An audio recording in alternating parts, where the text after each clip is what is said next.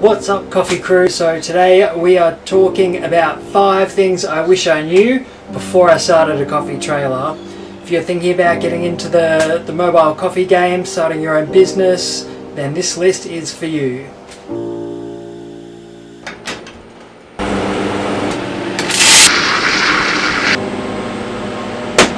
Number 1, just how many hats you have to wear. So as a small business owner, you are every aspect of your business.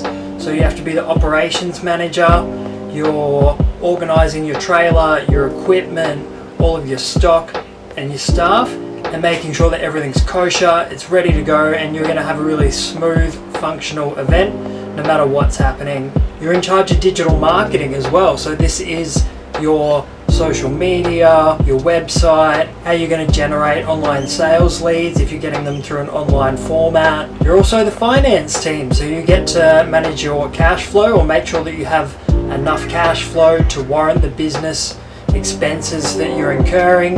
You have to worry about your BAS statement, your accounting. Biggest tip that I would give is an accountant is worth their absolute weight in gold.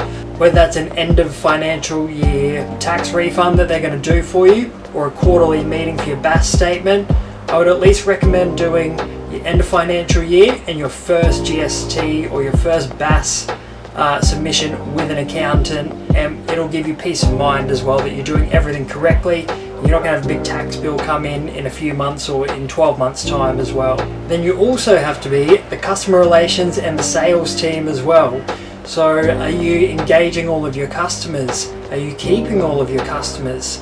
Where are you going to generate those sales leads from? It is quite a competitive industry at the moment to have a mobile coffee service, because literally anyone can do it. You don't need qualifications. All you need is your own setup, and then you can be on the road. So on top of all these things, you also have to be a barista as well. And if you're a shit barista, then your customers aren't going to come back. So you have to do all those things well on top of making a really good coffee. Number 2, some days you will pay to go to work. This happens where events either get really poor weather or there's poor turnout, one of the two. So I've had markets where I've loaded everything the day before, my staff are organised, stock's organised, everything's paid, ready to go, and then the morning of the market it starts pouring rain. So it means that your customers for the day, you might be down to 20% or 40% of your average customers that you would normally bank on at a market, and it means that you might only just hit that break even or not even hit it at all.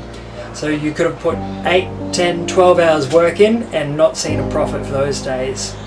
The other ones are where an event will have an expected attendance of 1,000, 2,000, 5,000, whatever that number is, and you order accordingly and staff appropriately, and then you get there on that day and attendance is rubbish. So you've again spent all this money on your stock, staff, just to barely break even or just break even. You might not necessarily make the amount of money that it cost you to go to work for the day. Failure is a part of any small business. Your ability to keep going is what's going to make you successful in the end. So just make sure that when you have your really good days, you're putting some of that money aside or counteracting the bad days with some of your really big revenue or profit generating days. Number 3, just how much time it takes to run a business. So I work every weekend, I work Saturdays and Sundays, and on those days they're generally 8 to 12 hour days, somewhere in that ballpark. The profit margin that you make on those days is generally pretty good compared to the amount of hours that you work. Right? There's good return for working weekends and working those big days. However, there are days during the week where I need to conduct trailer maintenance. I need to fix something that's broken. Your social media, generating content for social media. Because I run my staff quite tight at the markets, it is difficult to get those really picturesque photos that really capture your product, your service, and the environment that you're in. So some days will just be content creation for taking photos. Then on top of that, you need to consider gathering all your stock. So obviously some of this can be delivered, but also sometimes you're running around picking stuff up. So this is coffee, milk, packaging, any of the extras that you need that you're getting from the catering shop or the supermarket as well. So there's a few hours most days throughout the week where I'm either running around picking up coffee, milk, packaging, etc. reconciling my BAS and doing accounts, organising pays, and all those things are hours that are put into the business. I don't mind doing it because it's mine and I love it, but there are so many outside hours of those event days and those function days that you need to put into it where you're not getting paid for any of it. Number 4, burnout. So this happened to me at the end of last year. I was trading 6 to 7 days a week, so I had a weekday spot of Monday to Friday, and then on the weekends I would work Saturdays and Sundays. Essentially I only had 1 day a week off. Even that 1 day a week off, it's not enough time to organise your personal life, work on the other aspects of the business that you want to improve upon, and then also fit in some sort of social activity. It's just out the window.